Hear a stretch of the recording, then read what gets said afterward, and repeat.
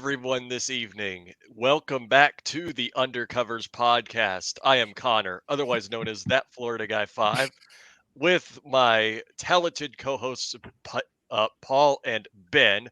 And we are here tonight to continue the series that we had started last week, which we ranked our top 10 quarterbacks in the National Football League.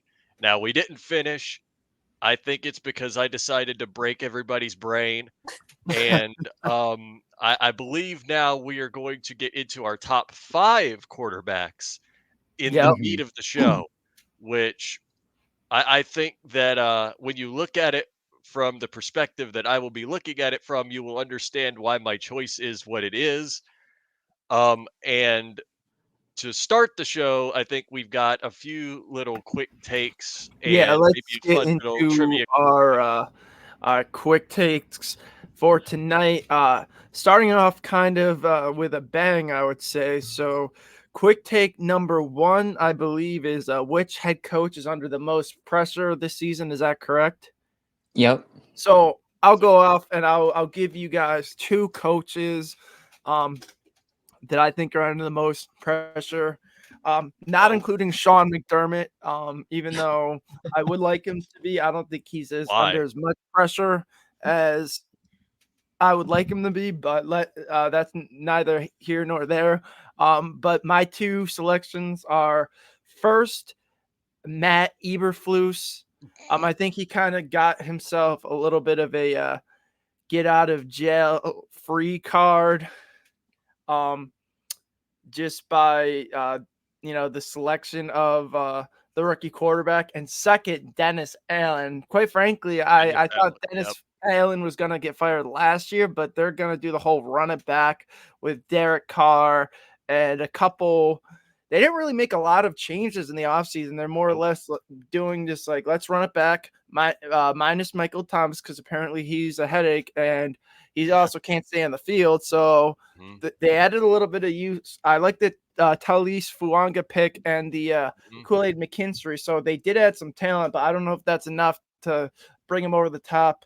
And I think they'll only go as far as Derek Carr will take them. And spoiler alert, I don't think it's going to be more than 7 or 8 wins. So Dennis Allen is another one that I think is really under a lot of pressure to win this season. And if things aren't working out, they could turn to Spencer Rattler. Oh, all right. Yeah, I forgot they actually drafted Spencer Rattler. Yeah. I mean, I could see it. It's like I had said this once. I believe it was either no, actually, it was on my own live show. I actually thought the Saints as a whole might be a little bit of a question mark this season because I believe they went 7-10 last season. 7-10 or 8-9. I can look it up quickly. Yeah, it was either 7-10 or 8-9 in a very kind of middling division, and we're in it to the very end. I think that I don't know if the improvements they made in the draft will really be that much more. Oh, To get I them guess they going. won 9 games last year. That's more than I That's thought right. They went 9-8. Right, Yeah, right. they really They must have tied. squeaked out the last couple of games. They tied with the Buccaneers for the division, but the Buccaneers had the The tiebreaker, I tiebreaker, believe, due right? to Okay. I believe it was due to the. I don't remember if the tiebreaker was because of the split. If you have Or the record divisional by record. team, yeah. It just says both 9 and 8. I don't know what the divisional Okay. record is off Well, the top. anyway, But either way, they had some type of tiebreaker. yeah, but at the end of the day, it doesn't matter. I think that the Saints are a big question mark this season. And as for improving, we'll see if any of their draft picks hit, and we'll see mostly if Derek Carr returns to Derek Carr, like those of us that have been around football a while knew. Right. Yeah, we knew Derek Carr very, very well in 2016. He was an MVP candidate before the injury.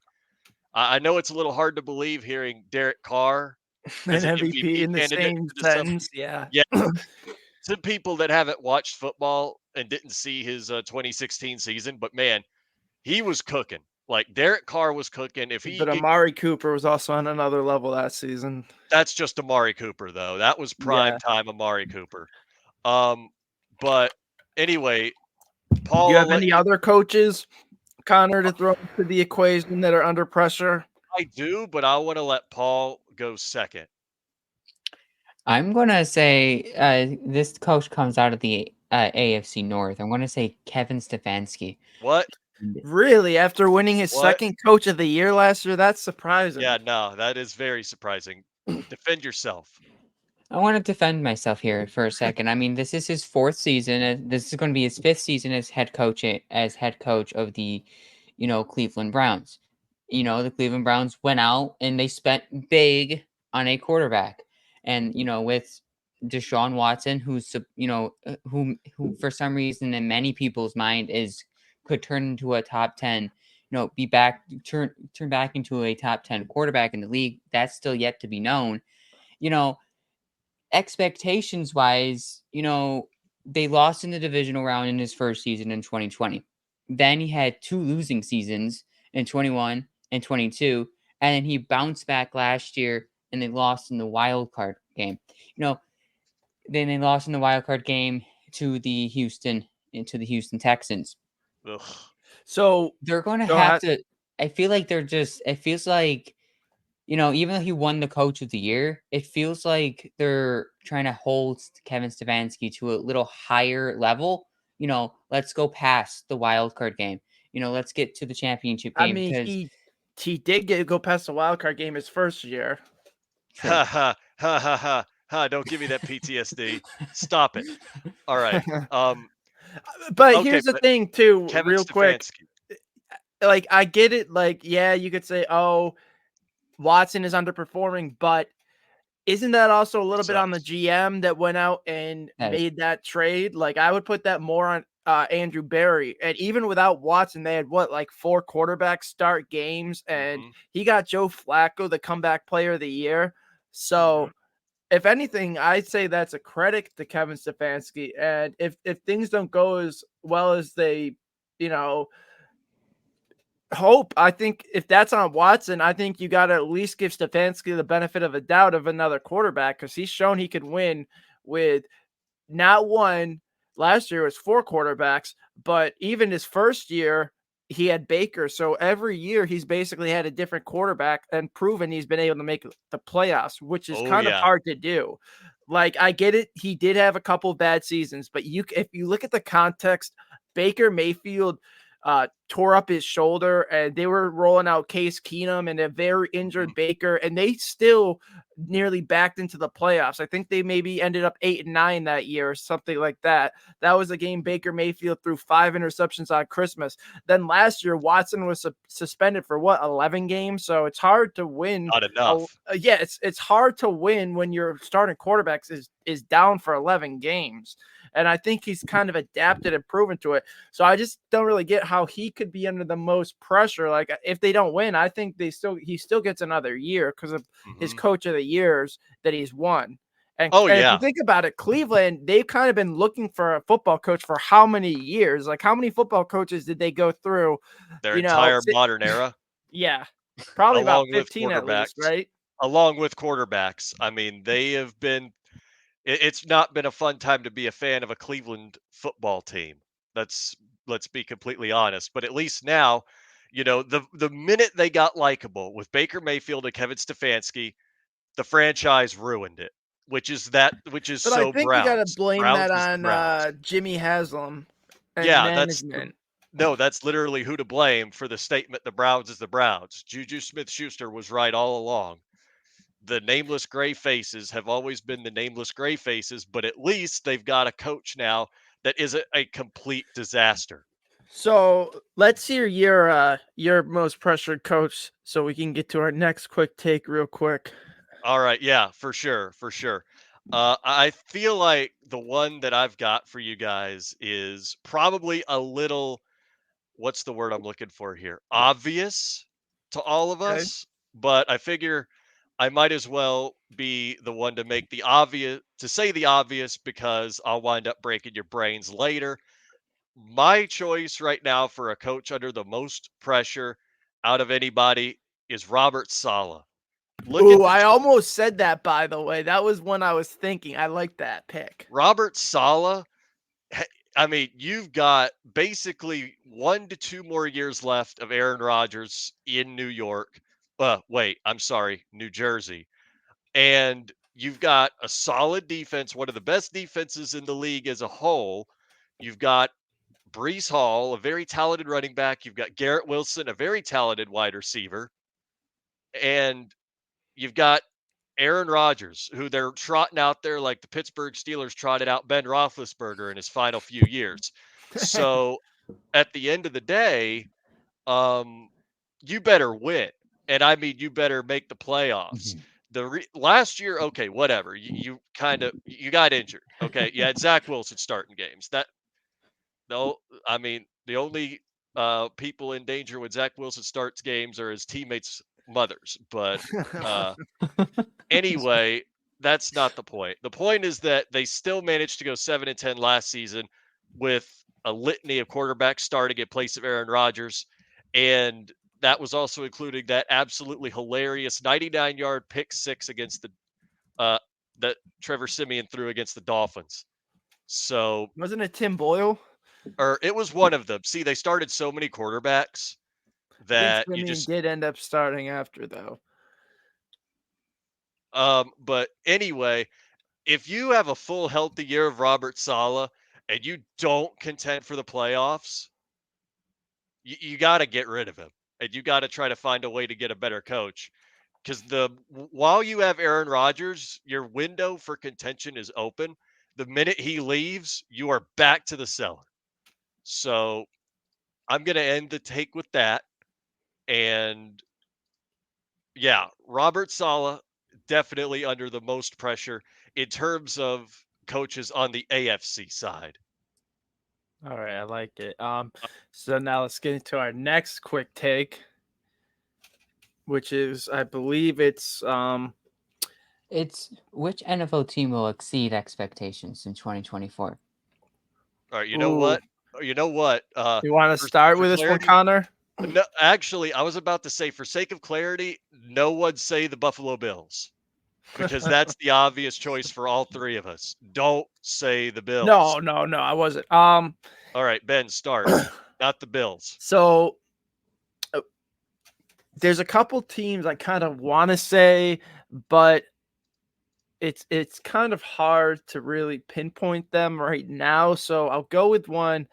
It might be an easy and a cop-out answer, but I really don't think there's any way they can't exceed expectations, and that's the Carolina Panthers. Like, they can't be any worse than last year, right? No. Right?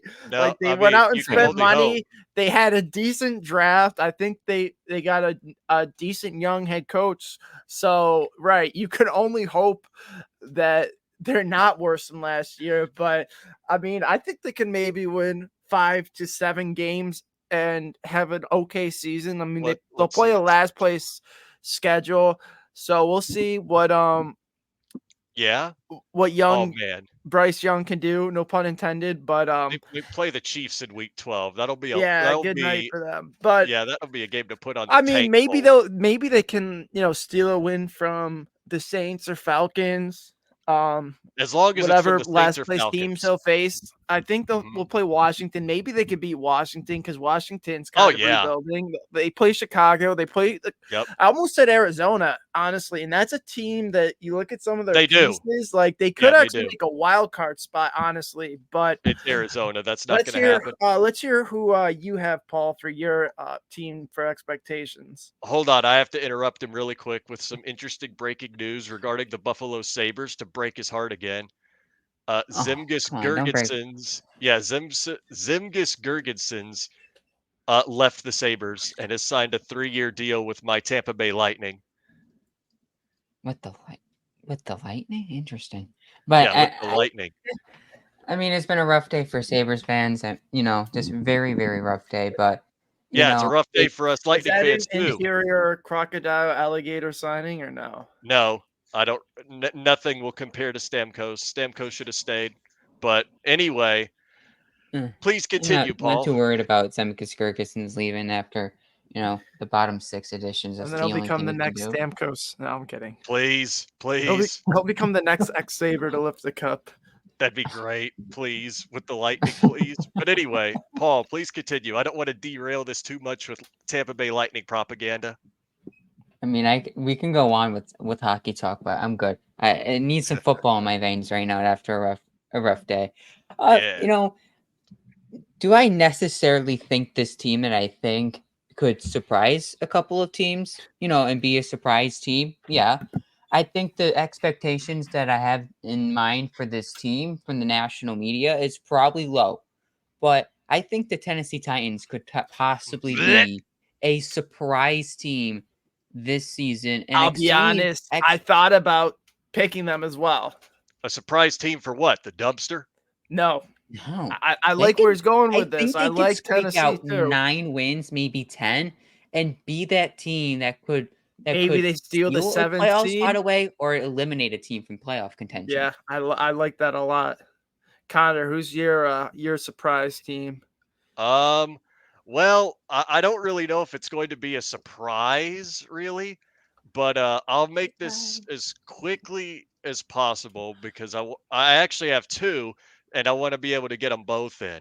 So my first surprise team is kind of the obvious for both of you that know me and the Bills fans that really, really know me, know my love for this team and the fact that I feel like people are underrating them heavily going into next season, and that is the Pittsburgh Steelers.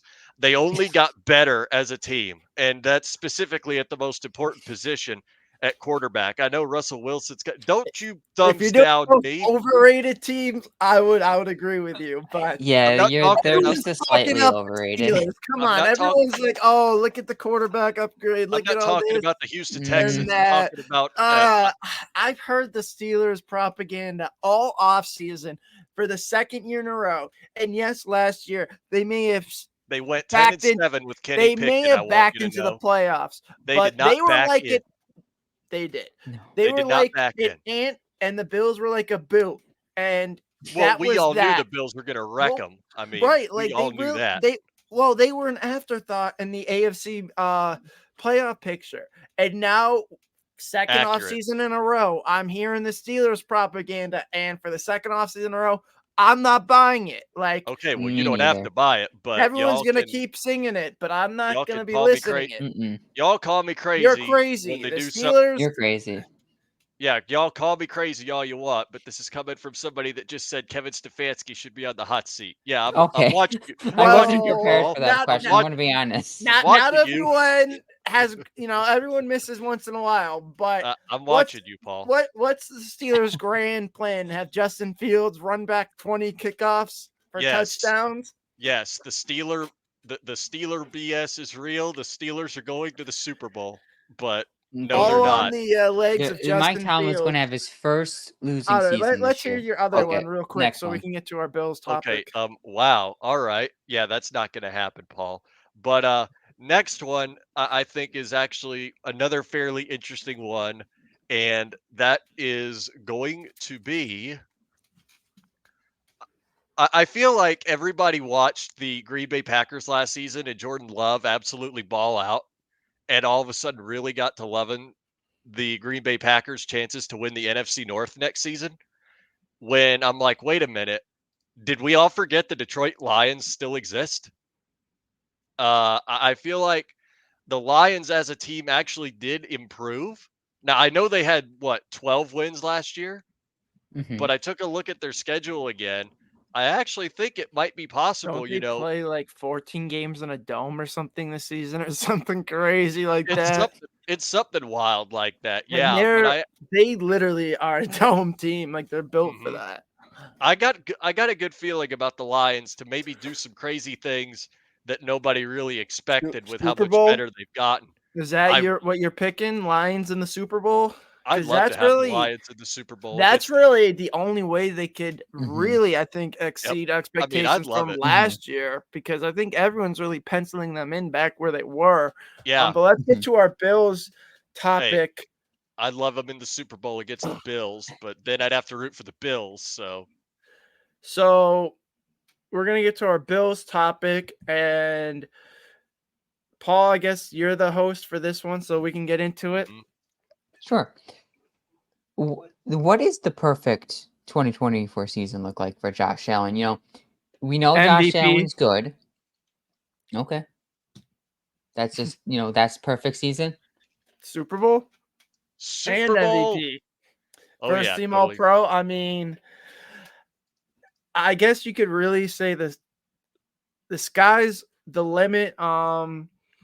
But if you really want to say perfect, I think it would probably be a Super Bowl or a MVP season, because I think that's the ultimate goal as far as the Mm-hmm. Josh Allen really accomplishing, you know, everything he's needed to besides those two things. So Hmm. for him, I think that's really probably the end goal is get that Super Bowl, get that MVP. I mean, he could also, tighten up his interceptions a little bit, maybe sharpen up his stats, maybe break some more records that he hasn't broken yet. But I mean, he's already broken quite a bit of records. But I think it's just as far as a perfect season entails for him, I think it would probably just be a Super Bowl, because Hmm. that's the one thing he really does not have that his career needs. And Hmm. if he gets a Super Bowl, he's definitely a lock for the Hall of Fame. I mean, right now he's knocking on the door. But Hmm. then, you just put him right there for Buffalo sports legend status, number Hmm. one, Oh yeah. immediately Absolutely. once he wins that Super Bowl, Oh yeah. It because would he be will number do one too. something that no Buffalo athlete has ever done in like 110 combined years of playing. So, or 120, whatever, because I think the Bills are almost 70. The Sabres are probably 50, right? So Yeah, they're a little over 50. yeah, so yeah, it's getting rough here for us Buffalo fans, but if he gets that definitely cements him as, Oh yeah. Mhm. legend status all time. Hmm. But hey, it's this season. Trust. But I really just have to agree with everything that was said, solely because Josh Allen has done and accomplished everything in the league that you can accomplish for a quarterback of his status at this point, except win a league MVP, And win the except title. win a Yeah. Super Bowl and not and win a Super Bowl MVP, which I really think that, that would be the ultimate goal for Josh Allen's career. But obviously, we have to make sure that we are looking at expectations. Mm-hmm. It's still a very young team, especially on offense with a lot of new pieces. Keon Coleman, in particular, a higher workload for Dalton Kincaid, a higher workload for Khalil Shakir, and probably a higher workload for James Cook as well. And we have to consider, all the offensive pieces need to mesh in, Right. find a way to grow, but we need to also find a way to build chemistry within the team. And Josh Allen really is going to be the leader of this team. And I know he pretty much already established that, but this will really be the year for it. He will be that leader.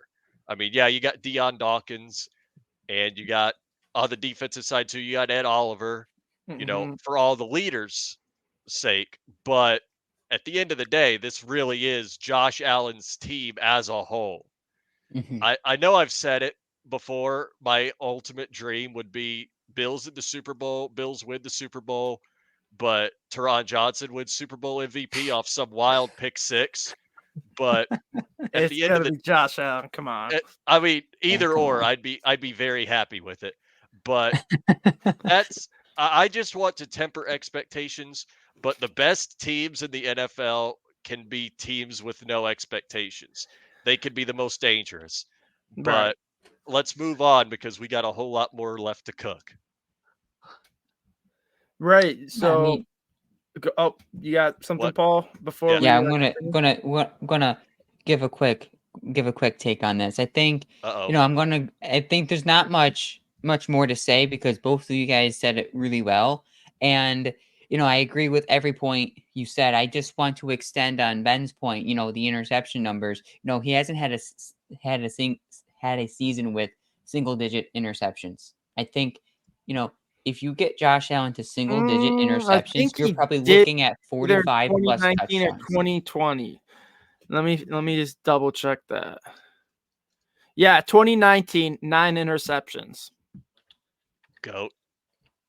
So, well, since his rookie season, so Second season. Yeah, second season. Yeah, his rookie season he threw 12 interceptions. 8 His touchdowns. sophomore Or 10 season, touchdowns. Sorry, 10 touchdowns. Right, 10 touchdowns, 12 yes, picks. 10 touchdowns to 12 interceptions. Then in his sophomore season he threw 20 touchdowns to 9 interceptions. Mhm. I just want that So 2020 that's Josh where I Allen back, think man. a 2020 Josh was what, Allen's like 37 to 10? Oh yeah, it was 37 touchdowns to And hold that's on, with I just had it, him to 10 sitting. interceptions. Yeah, that's with him sitting the second half of that Miami game, and Barkley Mhm. threw at least 1 or 2 more. So he almost could have had 40 passing touchdowns. Like, he's already had 40 total touchdowns 4 straight seasons, which no other quarterback has ever done. So I guess Mhm. we'll see. Maybe he does 40 passing touchdowns. Maybe he even does 50 total touchdowns, which I don't believe he's done yet in his career. Correct me if I'm wrong. But I don't Oh, believe he has 50 total touchdowns yet. no. But no.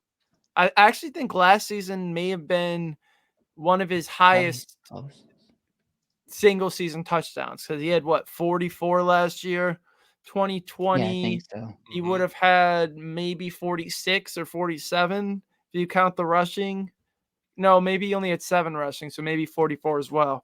I don't know. I don't have the numbers right in front of me. But speaking of quarterbacks, let's just go right into our top 5 quarterbacks For real. This is where the fun begins. from our top 10 list. And just to recap, if you haven't seen our 10 through 6 yet, so at 10 for me, I had Jordan Love, then Kirk Cousins, CJ Stroud, Brock Purdy, and then Matthew Stafford at 6.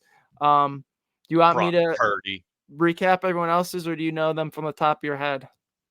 I got them right here. We can just show them on the screen. And then mine was Love, Sure. Stroud, Herbert, Goff, and then Stroud. Connor Yep.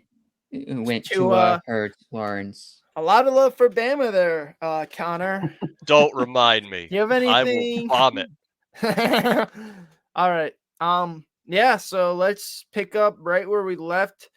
And I don't think I was maybe a little controversial, but I don't think I was too controversial compared to at least Connor. But this might be a little bit of a hot take to start off, but I like to start spicy. But Lamar is my 5th quarterback, and the reason is I love Lamar too. Don't get me wrong; he's excellent, elite. 2 MVPs, which I'm not going to take anything away from him, but except from his playoff performances, and he's never had 4,000 passing yards in a season. So if he does both of those and he wins the Super Bowl, I'll move him up. But he can't really win in big games either, kind of similar to Allen. So I'm going to have to leave him at 5, just because if I'm starting a franchise, I would take the other 4 quarterbacks on my list ahead of him. Oh, okay. Okay, so your 4th is Lamar Jackson. 5th. Paul, go ahead. Next one. My number 5 might be a little controversial, but maybe not. I have Jalen Hurts as number 5. Why y'all gotta be this way? Why are y'all like this? Jalen Hurts. You gotta start off hot sometimes with the top 5. I don't even have Jalen Hurts in my top 10, to be honest. I mean, the tush push guy. It's all you had him in your top 10. Yeah, because he does have some talent outside of the tush push. No, he does. I mean, we saw it in that Bills game. He made some clutch throws. I know, we didn't have our full defense in there, and Hyde and Poyer were just getting absolutely cooked by their receivers. And that's part of the reason we don't have Hyde and Poyer anymore, just because, how much of the liability is. But any more on Jalen Hurts, Paul? Really just Jalen Hurts. I think he can take it the next step this season. Okay. And, people say, well, the tush push, they made some additions. I think he's definitely benefited, from the tush push. But other than outside of the tush push, he's a really good athlete. He's athletic. He can get outside the pocket, and I really think Jalen Hurts will take the next step this season. There's really nothing much to say about Jalen Hurts because of what I did with 6 through 10. I just feel like I think he's my fill-in guy here. Okay. But I'll say one final thing before we get to Connor's 5. I did hear an Eagles fan make a great point on how I think this is what I think I know where you're going with this. Say it. Saquon Barkley is the best running back they've had since Shady McCoy. So they Mhm. think he can really be a big time difference maker, both in the passing and running game, and really open For things sure. up for them. Oh yeah. I mean, I was amazed when Saquon Barkley announced he was signing with the Eagles. I think not enough why the people are Eagles? talking about that because they're not. the Cowboys, yes, they won the division, but the Cowboys did nothing, and the Eagles did a lot. And the Eagles, they had one of the worst secondaries last year, and you know what they did? Not only did they get Ennis Rakestraw, who I think they got in the first round, right? And then the second round, or did they get Terrion Mitchell? No, Mitchell went to Detroit. I think they got Rakestraw. But in the second round, they got Cooper DeJean. Yeah, So, I was about to say. I was thinking of Cooper DeJean. They have DeJean. And to be honest, Slay can still kind of play a little bit. It's just Bradbury more or less was the issue. And it'll be interesting to see how Devin White plays. But let's hear who your number 5 is, Connor. All right. My number 5 is going to probably, if you understand the game of football, I don't really think this will shock you too much, considering that I feel like this quarterback has an absolute world of talent, but he's never been able to be put in a position to properly utilize any kind of talent. I mean, they drafted a receiver this year, but I wasn't too high on this receiver during the draft, and I'm pretty sure both of you know now that I just gave it away. My number 5 quarterback is none other than Justin Herbert.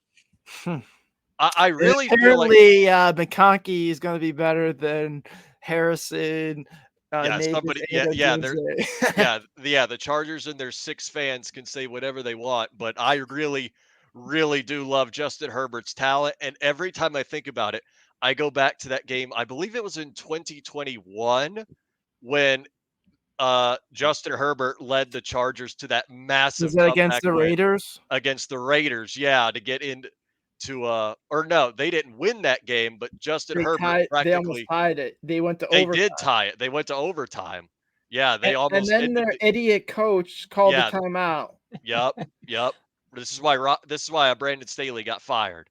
He should have been fired the minute he called the timeout, but that's neither here nor there. I actually really think with I think with the other Harbaugh at the helm, this team might actually be able to do something that we all don't expect. But dethrone the Chiefs? I would love that personally, but I'm not going to go that high. Let's not set the expectations that catastrophically high, because if they let us down, then we're never going to be able to forgive them.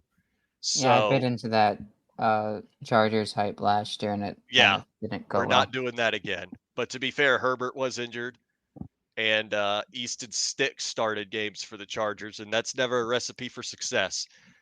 I really, really love Justin Herbert's game. I think that Justin Herbert could be a top quarterback given give this man something to work with, some elite talent at the receiver position, and give him an offense that could cook. I really think that Justin Herbert could be in the discussion for great quarterbacks in the league. But anyway, we have more quarterbacks to get to, so move on. Ben, next, number 4, go. Yeah, I actually agree with you a lot on Herbert. I like Herbert so much that he's my 4th quarterback, and a lot of the reasons you gave are why I would take him over Lamar, because I think he's a better thrower of the football, and he can really make any throw. And like you said, you've seen him put his team on his back. He really just lacked it as far as defenses, coaching, just availability of his players around him. So I agree. I think with the proper coaching and just give it time for Harbaugh to implement his system, he could really be up there with Mahomes and Allen as one of the top quarterbacks, not just the number 4. Oh, yeah, absolutely. We could finally put this stupid Tua Herbert debate to rest. But all right, so that was a nice segue for 4. All right, Paul, let's hear it. Let's go. All right, my number Don't 4. break our brains. I don't think this is breaking your brains. I think this is a good spot for this quarterback. I'm gonna go Joe Burrow. I think Joe Burrow, when healthy, put the asterisk on that. When healthy, he's one of the top 5 quarterbacks in this league. No doubt about it. I mean, in 2022, he backed up a really good season, from 2021, where he had career high in completion percentage, and the thing with Joe Burrow in that 2022 season, he was one of the most heaviest pressured quarterbacks in the NFL and still led his team to the Super Bowl. And, in that season, he was 63.3% against pressure, in that 2022 season. Even though he got hurt last year, he was 66.8% against pressure in 2023. So with all what Joe Burrow had to deal with in his poor offensive line, he still makes the Cincinnati Bengals one of the most threatening teams in the NFL right now. And, with Jamar Chase, the Jamar Chase connection is one of the best in the league. So you take that to the next step, and him being fully healthy, I mean, the Cincinnati Bengals are right back into that top 5 discussion. I hate that it's with the Cincinnati Bengals, man. I hate this team. I hate everything about this team, and I can't stand that it's with the Bengals. I mean, maybe better that it's not with the Dolphins if they would have stuck to the plan of the tank, but still, why did it have to be the Bengals, man? Why couldn't it have been the Chargers? So I'm interested to hear who's your 4th now, Connor. Okay. So my number 4 is a bit of a playmaker. I like this guy for his playmaking ability, and I feel like I'm a lot higher on this particular quarterback than a lot of people are. And that quarterback is none other than Lamar Jackson. I really I like. is my number 5. I know. I actually had him. I have him above Herbert. I actually really, really like Lamar Jackson. I love how he's so shifty as a runner, right? Like it's awesome to watch him like break out of the pocket and then just juke some defenders and make them look silly. Like it's always beautiful to watch him do that to Bengals defenders and Browns defenders and Dolphins defenders like he did last season. Y'all remember last season when they played against the Dolphins where Lamar Jackson literally threw a right-handed pass that faked out that whole defense and contributed to that like 56-10 score or whatever it was at the end? Or it was some kind of crazy score at the end there. But yeah, I love Lamar Jackson. He's just an otherworldly talent. He just needs to get it together when the lights come on. Like that's his only drawback. Like get it together when the lights come on. But anyway, that's 4. Ben, 3. So I'm actually gonna flip the table and turn everything upside down because I'm actually making a massive correction to my rankings. And oh no, I just said my number 3.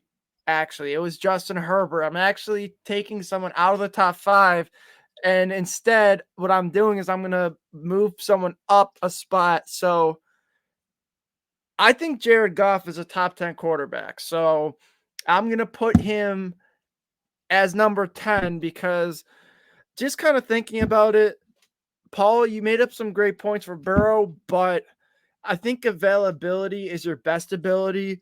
And if Mhm. I'm going to rank quarterbacks, I want to base it on quarterbacks that I saw last year that I know you could count on that are going to be good to go into next season. And as much as I want to rank Joe Burrow up high, I don't know if you could trust him because you've kind of seen a pattern with him. Go back and even look at his college career. He's gotten hurt year in and year out, similar to Tua. And that's why I won't rank Tua high. It's also because of injury concerns. And looking at my notes, I had Murray as number 10, but he also, I think, has some injury concerns. And until he makes the playoffs again, just look at Jared Goff's stats, and they're pretty impressive, especially if I didn't have Burrow as number 4. I had Herbert as number 4, by the way. Okay. Yep. But you can change that everything up until number 4 because I'm going to put Goff at number 10 and everything is staying the same because I'm just looking at it. And yes, Burrow is elite, but how much better is Burrow really than Goff? Actually, if you look at the numbers close, Goff's best seasons are actually better than Burrow's, and Goff has actually put up better numbers in the playoffs. He just haven't had the elite defenses to go with the offense. So it might be a hot take, but I think Goff is a top 10 quarterback. I'm going to bump Burrow out. So for me, I got Goff, Love, Cousins, Stroud, Purdy, Stafford, Lamar, and Herbert. Is this the moment where we lose Ben to the Joe system allegations? So I may have already been there. 7 through 4 again? 7 through 4, Purdy, Stafford, Lamar, Herbert. Okay. So now who's number 3 for you? Because we stood at the new number 3. Herbert's a new 3. Justin Herbert. It was number 4, but he just gets default. Everyone moves up a spot because I'm taking Burrow out right now. I'll put him at number 11, but he has to prove it to get back into the top 10. That might be a hot take, but that is a hot take. That's where I'm going to stand. You're veering into the Joe system conversation now, Ben. And a lot of people wanted to say that because Jake Browning had a higher completion percentage than Joe Burrow did even before Burrow got injured. Better EPA too. Yeah, that's why everybody was joking about Joe's system. But anyway, Paul, who's your number 3? Can we get to number 3? Yes, my number 3 is going to be. Just give me a second. It's going to be Lamar Jackson. Hey, I think Lamar Jackson, what he showed last season was his ability to pass. That was the one thing we were questioning Lamar Jackson entering last season. Was he able with the receivers that he had, could he give him the football and give him the football accurately? And Lamar Jackson's proved that. But what he also did, he took his team to the AFC Championship game. He got over the playoff struggles and he took his team where they were supposed to get, which was the AFC Championship game. And, with the rain at M&T Bank Stadium, they fell short. And that's something that will go against Lamar Jackson. And it's okay. He has this season to prove to get. What? He was horrible in that game, by the way. Yeah, he wasn't. He was bad in that game. Shades of 2019 when he played a game at M&T Bank Stadium in the playoffs in the friggin' pouring rain. Yeah. Freaking Titans. And that's the one thing. That's why he's not higher in my rankings. He could possibly be 2, but he's not because, he just didn't perform well in the AFC Championship game, and he just has to get his team back there again. All right. Okay. All right, Connor, let's hear you cook. All right. You are ready to hear me cook? All right. So my number 3, I do not care what you just said about this man, Ben. Joe Burrow is my number 3 on the list. I literally do not care because Joe Burrow, when He he was plays, mine, but I crossed him out. I know you It's crossed him out. when Yeah. he's always good when he plays, but that's always a he's big if with that guy. It's not that big of an if. I mean, 2020, Yeah, his rookie season, 50% of his season, he had no 50% O-line. of his career.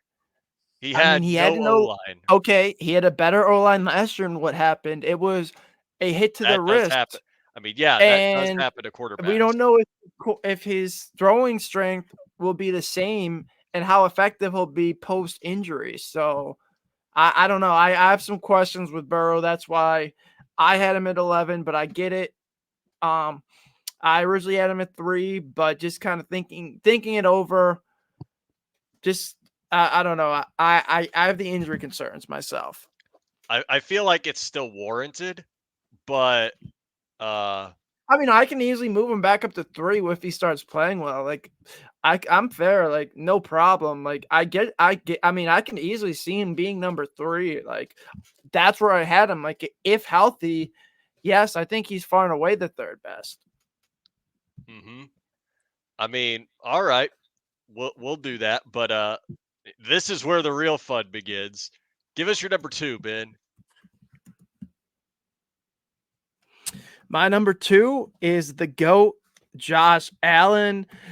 Just kind of to expound upon what we said earlier, the things he's missing are that MVP and Super Bowl for him to be moved up to number 1. I know Mahomes has multiple MVPs and Super Bowls, but just because it's literally never been done in this team's franchise's history, I think if the Bills are to get a Super Bowl, even if Mahomes has a couple more, I think it's worth the argument to put him at number 1 just because Allen has done something just so hard since it's never happened in the Bills franchise history.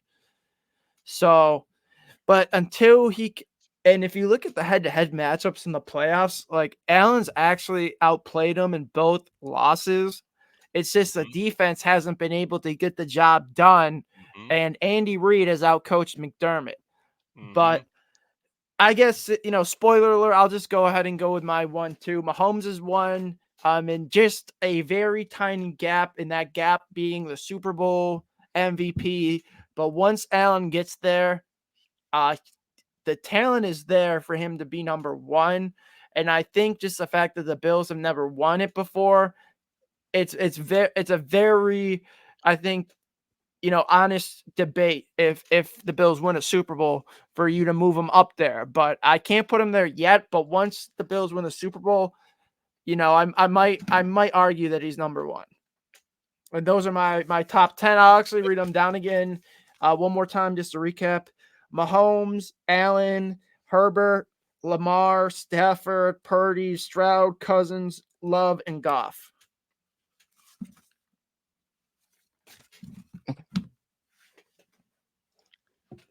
Well, right, so my number we my let him number cook. 2 my number 2 and my number 1 are the exact the same as Ben's. Josh Allen and then Patrick Mahomes. I'm going to start with Josh Allen first because who doesn't like Josh Allen talk? Josh Allen should have been a multi winner of the MVP award. Just look back at 100%. look back at all of the seasons. Think this he should have an MVP to his name. But what makes Josh Allen special is he's one of the most clutch quarterbacks in the NFL. He's also one of the most dynamic quarterbacks. Can I just add one stat, Paul? I don't know if it's the highest in NFL history, but it was the highest in the NFL last year. He had over 51% of his rushing attempts was converted for a first down. So he's one of the most efficient runners, I think, just in the league, period. And those are crazy numbers for a quarterback. So you look at the numbers. Yes, he may not have the average as Lamar per run, but his runs are efficient. Look at the touchdowns between him and Lamar. It's not even close, to be honest. Like the rushing touchdowns I'm talking about, not just passing. Allen has maybe 2 or 3 times more career rushing touchdowns than Lamar. Go ahead, Paul. Since 2021, he has a passing grade of 86.2 in the fourth quarter or overtime. I mean, Wow. that's the best since 2021.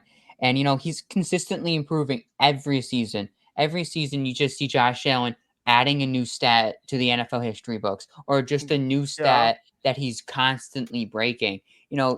Josh Allen is either breaking records or he's setting records every single season. And I guess that's what you want out of your quarterback. And that's that we all in Buffalo hope he's the one that will lead the Buffalo Bills to the first ever Super Bowl, and he will lead the Bills to their first ever Super Bowl. But add this to the stat list: have a 4 straight 4,000-yard seasons. I mean, he can go for a fifth. I mean, he could possibly be a 5,000-yard passer this season, just if everyone goes off.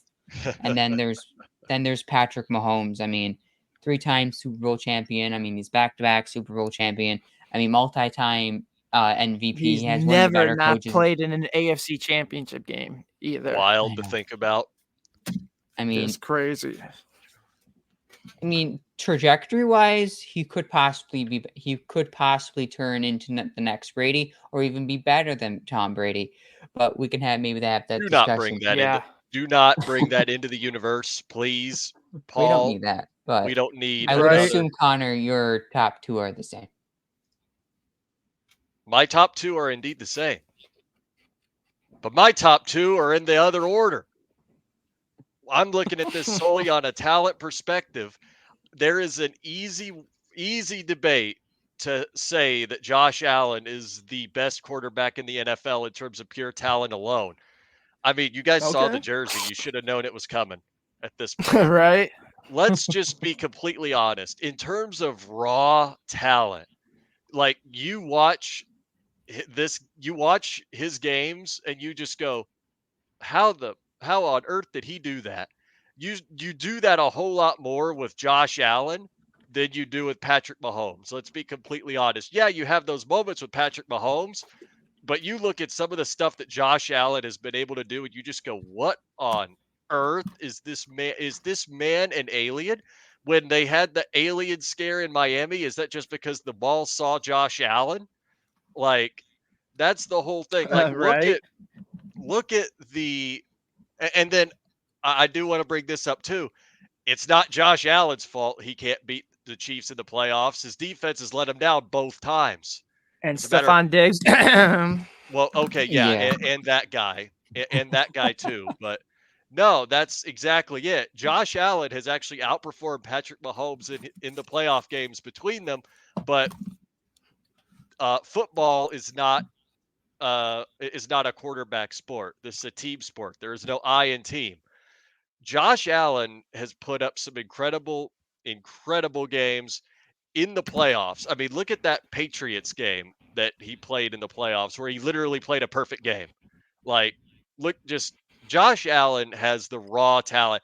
And I actually discussed this a while back when I was talking on my own show about how he and Kyle Larson are the same type of athlete, how they're the best raw talent in their respective sports, but they just Right. also have these wild moments that make you go, what on earth are you doing?